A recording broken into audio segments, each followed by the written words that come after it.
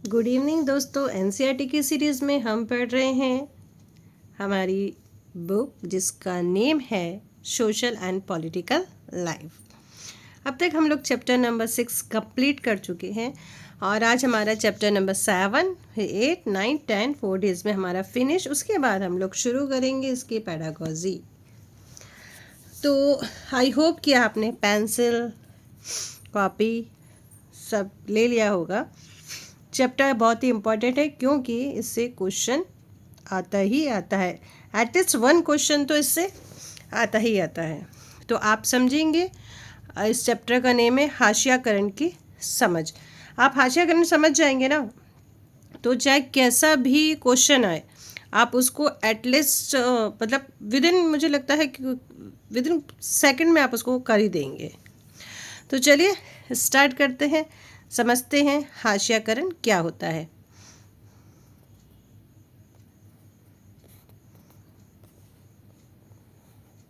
सामाजिक रूप से हाशिए पर होने का क्या मतलब होता है। आप कॉपियों के जिस पन्नों पर लिखते हैं उसकी बाईं ओर खाली जगह होती है जहां आमतौर पर लिखा नहीं जाता, उसे पन्ने का हाशिया कहते हैं। ऐसे होती है ना कॉपी, तो ये वाला जो एरिया होता है जहाँ पे हम लोग लिखते नहीं है, इसको क्या कहते हैं? हाशिया कहते हैं। कुछ ऐसा ही समाज में भी होता है। हाशियाई का मतलब होता है कि किनारे या हाशिए पर धकेल दिया गया हो। ऐसे में वह व्यक्ति चीज़ों के केंद्र में नहीं रहता। यह एक ऐसी चीज़ है जिसको आपने अपनी कक्षा या खेल के मैदान में भी कभी न कभी महसूस किया होगा। अगर आप अपनी कक्षा में ज़्यादातर बच्चों जैसे नहीं हैं, यानी कि अगर संगीत या फिल्मों में आपकी रुचि अलग तरह की है, अगर आपका बोलने का ढंग औरों से अलग है, अगर आप औरों की तरह गपशप में ज़्यादा मज़ा नहीं लेते, अगर आप वह खेल नहीं खेलते जो ज़्यादातर बच्चे खेलना चाहते हैं, अगर आपका पहनावा अलग तरह का है, तो इस बात की गुंजाइश बढ़ जाएगी कि आपके संगीत साथी आपको आपके बीच का ही नहीं मानेंगे। इस तरह से आप अक्सर ये महसूस करेंगी कि आप औरों से अलग हैं।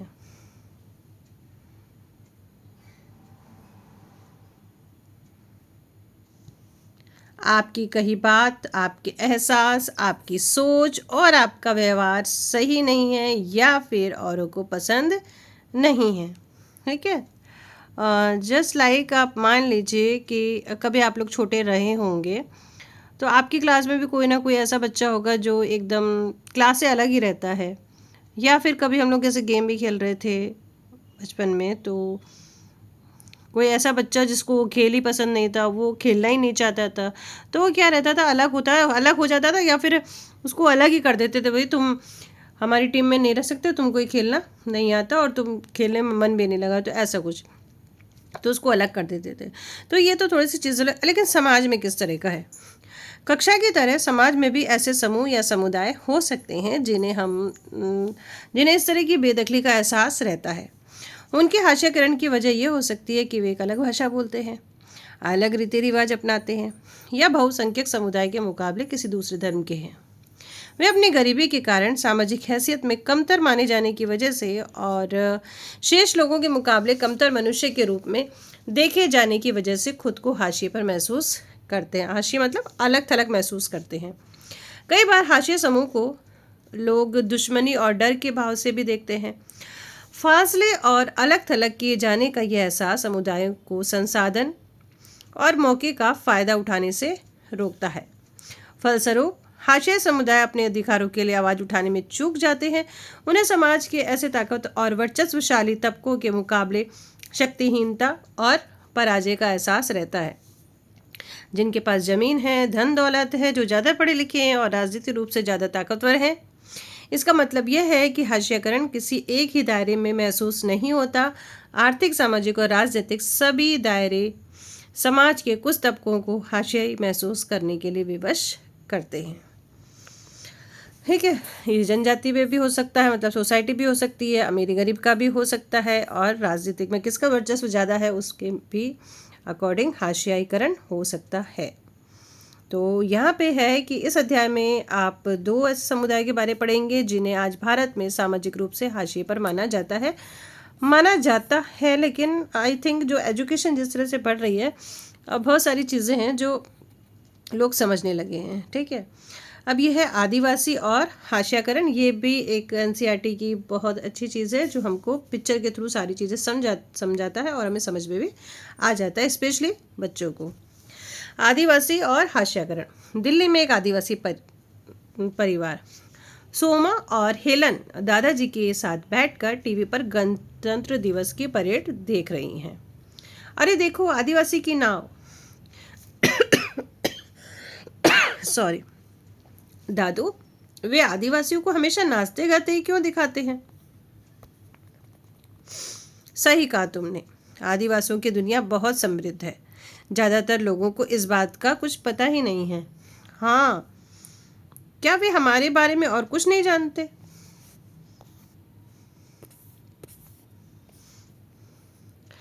दादाजी कहते हैं, जब मैं तुम्हारी उम्र का था तो उड़ीसा में हमारा गांव बहुत खूबसूरत हुआ करता था। हमें अपनी ज़रूरत की सारी चीज़ें अपनी ज़मीन और जंगलों से ही मिल जाती थी। हम भी अपनी धरती, जंगलों और नदियों की बहुत कदर करते थे। तभी अचानक हमें बताया गया है कि ये जंगल हमारे नहीं हैं। वन विभाग के अफसरों और ठेकेदारों ने बहुत सारा जंगल साफ कर डाला। अगर हम जंगलों को बचाते तो हमारी पिटाई कर देते, हमें अदालत में घसीटा जाता। वहाँ ना तो हमें वकील मिलता और ना ही हम अपना मुकदमा लड़ सकते थे। ये कहानी जब उपनिवेशवाद था और जो अंग्रेज़ थे उन्होंने जंगलों पे अपना अधिकार कर लिया था। ये कहानी उस समय की है। तो फिर आपने अपनी जान कैसे बचाई? हम में से बहुत सारे लोगों को अपने घर बार छोड़ने पड़े। आसपास के कस्बों में जो काम धंधे समय समय पर मिल जाते हम उन्हें करने लगे, यानी कि उन्होंने अपना जंगल वंगल सब छोड़ दिया। फिर अफसर आए। ठीक है, फिर क्या है, अफसर आए। जब उन्होंने ये देखा ना कि भाई ये जंगल है, अब जंगल की देख रेख कौन करेगा, क्योंकि जंगल तो बहुत बड़े बड़े थे। तो फिर से अंग्रेजों ने क्या किया, अपने जो अफसर है कुछ अफसर्स वहाँ पे अपॉइंट कर दिए। तो उन्होंने क्या किया, उन्होंने कहा कि ज़मीन के नीचे लोहे के भंडार है, वे उसे निकालना चाहते हैं। उन्होंने बड़े बड़े वादे किए, कहते थे कि अगर हम अपनी ज़मीन उन्हें बेच दें तो वो हमें नौकरी और पैसा देंगे। कुछ गांव वाले बहुत खुश हुए, कुछ लोगों को लगता है कि इससे हमारी ज़िंदगी तबाह हो जाएगी।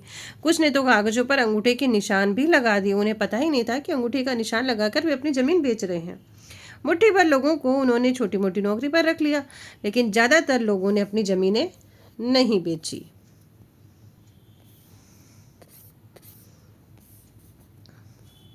तब उन्होंने हमारे साथ मारपीट शुरू कर दी कि वे हमें तरह तरह से धमकाने लगे। आखिरकार उन्होंने सबको अपने पुरखों की ज़मीन बेचने और छोड़ने के लिए मजबूर कर दिया। हमारी पूरी जीवन शैली का रातों रात नामो निशान गायब हो गया। ओ दादू, और हमारी ज़मीन, उसका 30 एकड़ ज़मीन के बदले ठेकेदार से हमें बस थोड़ा सा पैसा मिला। मैं अपने ज़्यादातर दोस्तों से उसके बाद कभी नहीं मिल सका।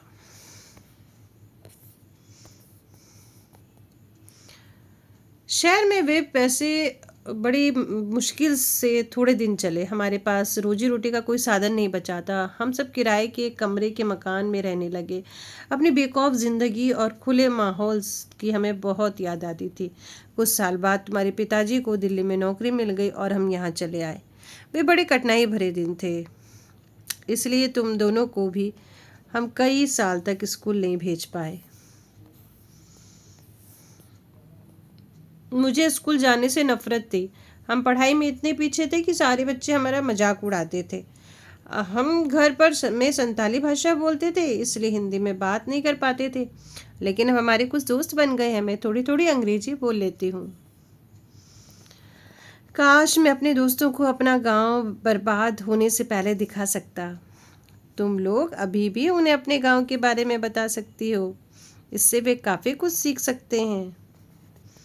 एक दिन मैं अपनी यानी आदिवासियों की कहानी पर एक फिल्म बनाऊंगी दादाजी। तो आपने देखा, ठीक है, कि दादू को किस तरह से उनका गांव छोड़ना पड़ा, और ये भी बताया गया कि उनकी जो भाषा थी उसकी वजह से बच्चे उनका मजाक उड़ाते थे। तो ये सारी चीज़ें इस छोटी सी चित्रकथा में क्लियर हो गई है। अब है आदिवासी कौन है। आदिवासी कौन है? आदिवासी शब्द का मतलब होता है मूल निवासी। आदिवासियों को जनजाति भी कहा जाता है। ये ऐसे समुदाय हैं जो जंगलों के साथ जीते आए हैं और आज भी उसी तरह जी रहे हैं, यानी कि जंगल ही उनके लिए सब कुछ है, पूरी दुनिया ही जंगल है उनकी। भारत की लगभग, ये अंडरलाइन कर लो, भारत की लगभग 8% आबादी आदिवासियों की है। देश के बहुत सारे महत्वपूर्ण खनन और औद्योगिक क्षेत्र आदिवासी इलाकों में हैं। जमशेदपुर, राउरकेला, बोकारो और भिलाई का नाम आपने जरूर सुना होगा। आदिवासियों की सारी आबादी एक जैसी नहीं है। भारत में 500 से ज़्यादा तरह के आदिवासी समूह हैं। छत्तीसगढ़, झारखंड, मध्य प्रदेश, उड़ीसा, गुजरात, महाराष्ट्र, राजस्थान, आंध्र प्रदेश, पश्चिम बंगाल तथा उत्तर पूर्व के अरुणाचल प्रदेश, असम, मणिपुर, मेघालय, मिजोरम, नागालैंड एवं त्रिपुरा आदि राज्यों में आदिवासियों की संख्या काफ़ी ज़्यादा है। अकेले उड़ीसा में कितना है? 60 से भी ज़्यादा अलग अलग जनजातीय समूह रहते हैं। आदिवासी समाज औरों से बिल्कुल अलग दिखाई देते हैं क्योंकि उनके भीतर ऊंच नीच का फर्क बहुत कम होता है। इसी वजह से ये समुदाय जाति वर्ण पर आधारित समुदायों या राज्यों के शासन में रहने वाले समुदायों से बिल्कुल अलग है। ठीक है, एक क्वेश्चन आया था कि सबसे ज़्यादा आदिवासी या जनजाति कहाँ रहती है, तो उसमें जो ऑप्शन जो लगा था वो था उत्तरी पूर्वी में, भारत के उत्तर पूर्वी में। स्टार ऑप्शन था पर सही यही था। आदिवासियों के बहुत सारे जनजाति धर्म होते हैं। उनके धर्म इस्लाम, हिंदू, ईसाई आदि धर्मों से बिल्कुल अलग होते हैं। वे अक्सर अपने पुरखों की, गांव और प्रकृति की उपासना करते हैं। ये जो पॉइंट है ना, इसको ध्यान से पढ़िएगा, सुनिएगा, क्योंकि इसमें से भी कोई ना कोई क्वेश्चन बन जाएगा। अगर आपने ध्यान से सुन लिया तो आई थिंक, मुझे नहीं लगता कि इसको फिर से आपको याद करने की ज़रूरत पड़ेगी। ठीक है, तो इसको बस सुनिए ध्यान से। वे अक्सर अपने पुरखों की, गांव और प्रकृति की उपासना करते हैं। प्रकृति से जुड़ी आत्मा में पर्वत, नदी, पशु आदि की आत्माएं हैं, ऐसा वो मानते हैं। ये विभिन्न स्थानों से जुड़ी होती हैं और इनका वहीं निवास माना जाता है। ग्राम आत्माओं की अक्सर गांव की सीमा के भीतर निर्धारित पवित्र लता कुंजों की में पूजा की जाती है, जबकि पुरखों की उपासना घर में ही की जाती है। आदिवासी अपने घर के आसपास के बौद्ध और ईसाई आदि धर्मों व शाक्त, वैष्णव, भक्ति आदि पंथों से भी प्रभावित होते रहे, लेकिन यह भी सच है कि आदिवासी के धर्मों का आसपास के साम्राज्यों में प्रचलित प्रभुत्वशाली धर्मों पर भी असर पड़ता रहा है। क्यों? देखिए, जहाँ जहाँ जैसे कि उड़ीसा का जगन्नाथ पंथ और बंगाल व आसाम की शक्ति एवं तांत्रिक परंपराएं इसी के उदाहरण हैं। ठीक है, असम में कौन है? कामाख्या माता है, और बंगाल में कौन है? काली माता है। ठीक है, तो इन सब की जो इन पे तंत्र और शक्ति की जो उपासनाएं होती है, तो उसका प्रभाव भी इन जनजातियों पे पड़ा है। 19वीं सदी में बहुत सारे आदिवासी ने ईसाई धर्म को अपनाया, जो आधुनिक आदिवासी इतिहास में एक महत्वपूर्ण धर्म बन गया। आदिवासियों की अपनी भाषाएं रही हैं, उनमें ज़्यादातर संस्कृत से बिल्कुल अलग और संभवतः उतनी ही पुरानी है। इन भाषाओं ने बांग्ला जैसी मुख्य धारा की भारतीय भाषाओं को और गहरे तौर पर प्रभावित किया। इनमें संथाली बोलने वालों की संख्या सबसे ज़्यादा है। अपनी पत्र पत्रिकाएं ये निकालती हैं। इंटरनेट पर भी इनकी पत्रिकाएं मौजूद है। ठीक है, अब आदिवासियों को परंपरागत ड्रेस में ही दिखा देते हैं। ट्रेडिशनल जो ड्रेसेस होती हैं उसमें ही इनको दिखा देते हैं। ठीक है, अब एक बार देख लेते हैं। ये परंपरागत पोशाकों में सजे धजे जनजातीय समुदायों की तस्वीर है। आमतौर पर आदिवासियों को इन्हीं रूपों में पेश किया जाता है। इसके आधार पर हमें ये गलतफहमी हो जाती है कि आदिवासी रंग बिरंगे और पिछड़े लोग होते हैं। आदिवासी और प्रचलित छवियाँ। हमारे देश में आदिवासियों को एक खास तरह से पेश किया जाता है। स्कूल के उत्सवों, सरकारी कार्यक्रमों या किताबों व फिल्मों में उन्हें सदा एक ही रूप में पेश किया जाता है। वे रंग बिरंगे कपड़े पहने, सिर पर मुकुट लगाए और हमेशा नाचते गाते दिखाई देते हैं। इसके अलावा हम उनकी ज़िंदगी की सच्चाइयों के बारे में बहुत कम जानते हैं, इसलिए बहुत सारे लोगों को गलतफहमी का शिकार हो जाते हैं कि उनका जीवन बहुत आकर्षक, पुराने किस्म का और पिछड़ा हुआ है। आदिवासियों पर यह भी आरोप लगाया जाता है कि वे आगे बढ़ना नहीं चाहते। बहुत सारे लोग पहले ही मान लेते हैं कि वे बदलाव या नए विचारों से दूर रहना चाहते हैं। कक्षा 6 की किताब में आपने पढ़ा था, खास समुदायों की बनी बनाई छवियों को देखते चले जाने से की वजह से समुदायों के साथ अक्सर कितना भेदभाव होने लगा, लेकिन अब ऐसा नहीं है, क्योंकि हमारी जो राष्ट्रपति हैं द्रौपदी मुर्मू, उनसे तो हर कोई प्रेरणा ले ही सकता है। जैसा कि आपने इतिहास की अपनी पाठ्य पुस्तिका में पढ़ा कि भारत में तमाम राज्यों और सभ्यताओं के विकास में जंगलों का बहुत बहुत गहरा महत्व रहा है। लोहे, तांबे, सोने, चांदी, एक्स, कोयले और हीरे कीमती इमारती लकड़ी, ज़्यादातर जड़ी बूटियाँ और पशु उत्पादक, मोम, लाख, शहद और स्वयं जानवर, हाथी जो कि शाही सेनाओं का मुख्य आधार है, ये सभी हमें जंगलों से ही मिलते हैं। इसके अलावा जीवन के आगे बढ़ते रहने में जंगल का बहुत बड़ा योगदान रहा। इन्हीं जंगलों से बहुत सारी नदियों को लगातार पानी मिलता रहा है। अब समझ आ रहा है कि ये जंगल हमारी हवा और पानी की उपलब्धता और गुणवत्ता को भी गहरे तौर पर प्रभावित करते हैं। 19वीं सदी के आखिर तक हमारे देश का बड़ा हिस्सा जंगलों से ढका हुआ था और कम से कम 19वीं सदी के मध्य तक तो इन विशाल भूखंडों का आदिवासियों के पास जबरदस्त ज्ञान था। इन इलाकों में उनकी गहरी पैठ थी, उनका जंगलों पर पूरा नियंत्रण था, इसलिए आदिवासी समुदाय बड़ी बड़ी रियासतों और रजवाड़ों के अधीन नहीं रहे, बल्कि बहुत सारे राज्य वन संसाधनों के लिए आदिवासियों पर निर्भर है। क्योंकि जंगलों में क्या चीज़ होती है, क्या बेनिफिट के लिए नहीं है, उसके क्या यूजेज हैं, ये सिर्फ आदिवासी ही बता सकते थे, क्योंकि वो जंगलों के बहुत करीब थे। ठीक है, उनके जो जड़ी बूटियाँ थी, वहाँ पे जो पेड़ पौधे थे, जो जानवर थे, उनके बहुत बहुत करीब थे ये, तो लोगों को ही उनकी हेल्प की ज़रूरत पड़ती थी। ये तस्वीर आदिवासियों की प्रचलित छवि से बिल्कुल अलग थी, क्योंकि क्या दिखाते थे, रंग बिरंगे कपड़े पहने झिंगा लहराऊ करते, पर ऐसा नहीं है। आज उन्हें हाशियाई और शक्तिहीन समुदाय के रूप में देखा जा सकता है। औपनिवेशिक शासन से पहले आदिवासी समुदाय शिकार और चीज़ें भी इनका आजीविका चलाते थे। जब अंग्रेज नहीं आए थे, वे एक जगह ठहर कर कम रहते थे। वे स्थानांतरित खेती के साथ साथ लंबे समय तक एक ही स्थान पर भी खेती करते थे। हालांकि ये परंपराएं अभी भी कायम है, लेकिन पिछले 200 सालों में आर्थिक बदलाव, वन नीतियों और राज्य व निजी उद्योगों के राजनीतिक दबाव की वजह से इन लोगों को बागानों, निर्माण स्थलों, उद्योगों और घर में नौकरी करने के लिए धकेला जा रहा है। इतिहास में पहली बार ऐसा हो रहा है कि आज उनका वन क्षेत्रों पर कोई नियंत्रण रहा और न ही उन तक सीधी पहुंच है। यानी कि सारा नियंत्रण किसके हाथ में आ गया था, अंग्रेजों के हाथ में।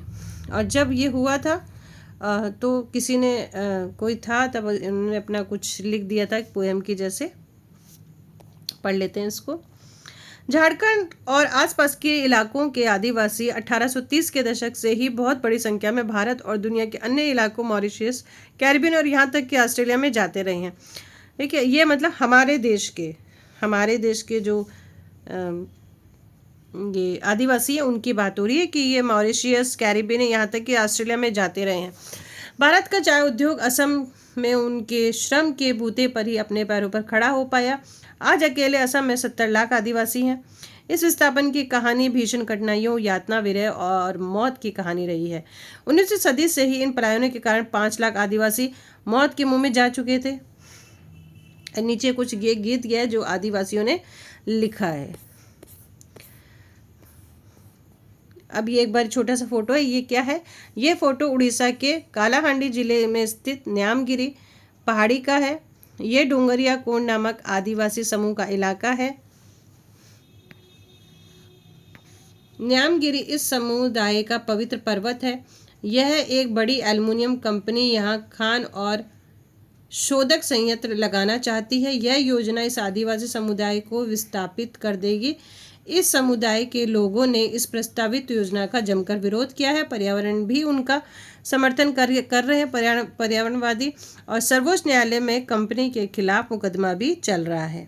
ठीक है, तो ये एरिया आदिवासियों का है और यहाँ पे ये कोई कंपनी खड़ा करने जाती है, तो ये तो ठीक नहीं, इनको फिर निकाल दिया जाएगा।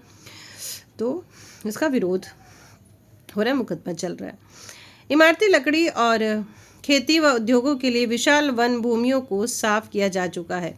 आदिवासियों के इलाकों में खनिज पदार्थों और अन्य प्राकृतिक संसाधनों की भी भरमार रही है, इसलिए इन जमीनों को खनन और अन्य विशाल औद्योगिक परियोजनाओं के लिए बार बार छीना गया है। जनजातियां भूमि पर कब्जा करने के लिए ताकतवर गुटों ने हमेशा मिलकर काम किया है। काफ़ी बार उनकी जमीन जबरन छीन ली गई है और निर्धारित प्रक्रियाओं का पालन बहुत कम किया गया है।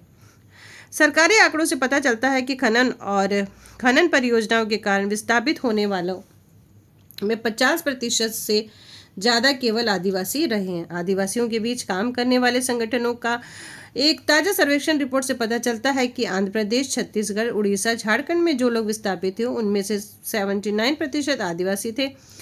उनकी बहुत सारी जमीन देश भर में बनाए गए सैकड़ों बांधों के जलाशयों में डूब चुकी है।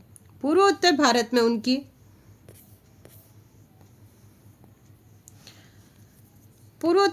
में उनकी जमीन लंबे समय से सशस्त्र बलों और उनके बीच चलने वाले टकरावों से बंधी है।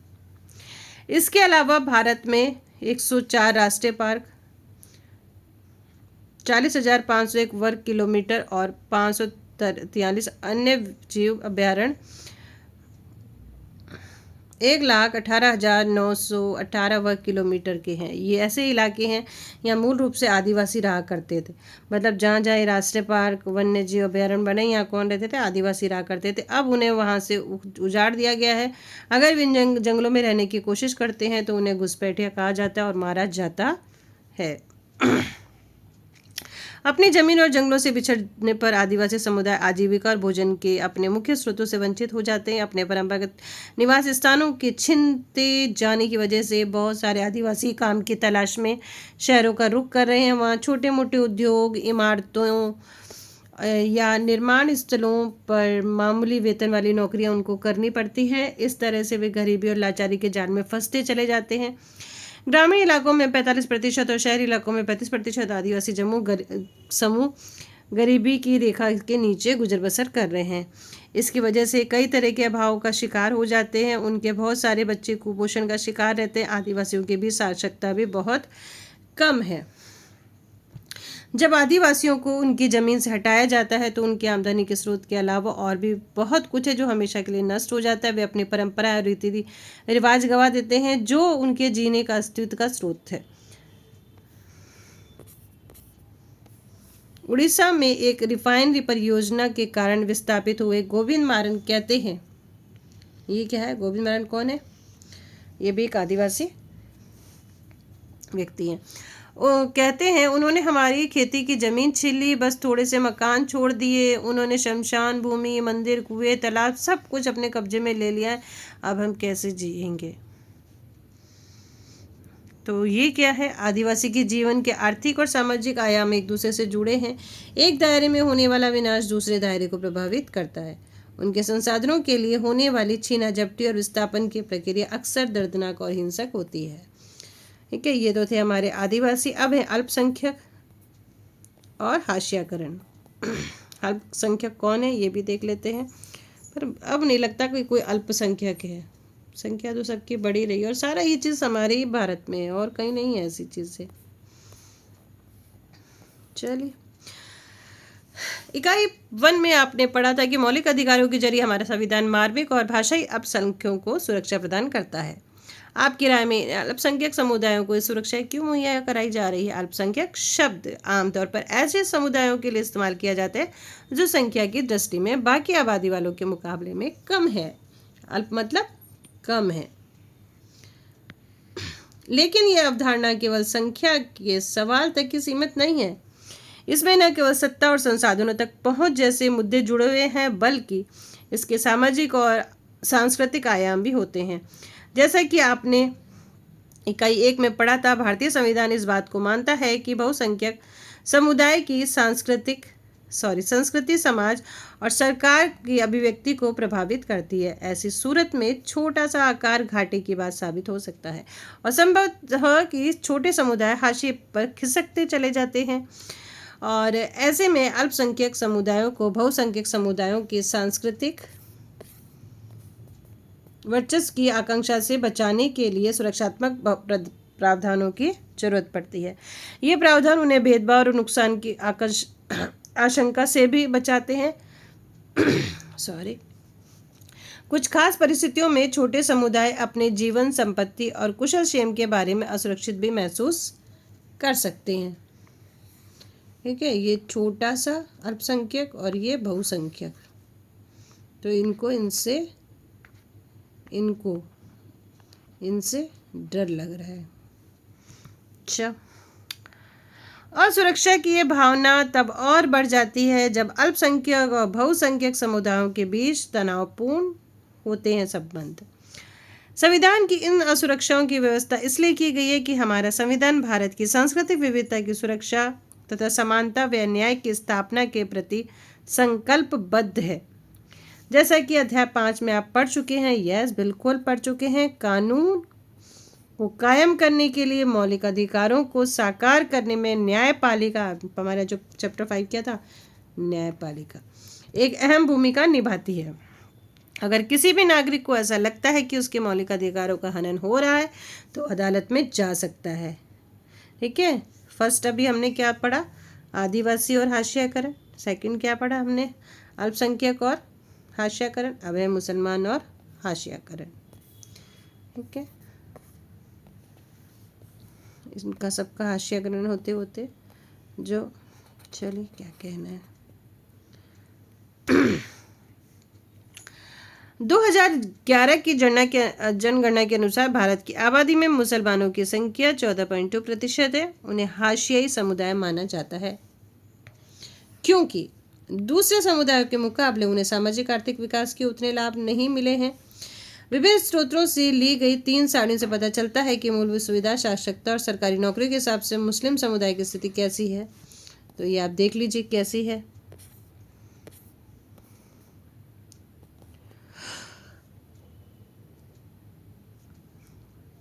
ओके,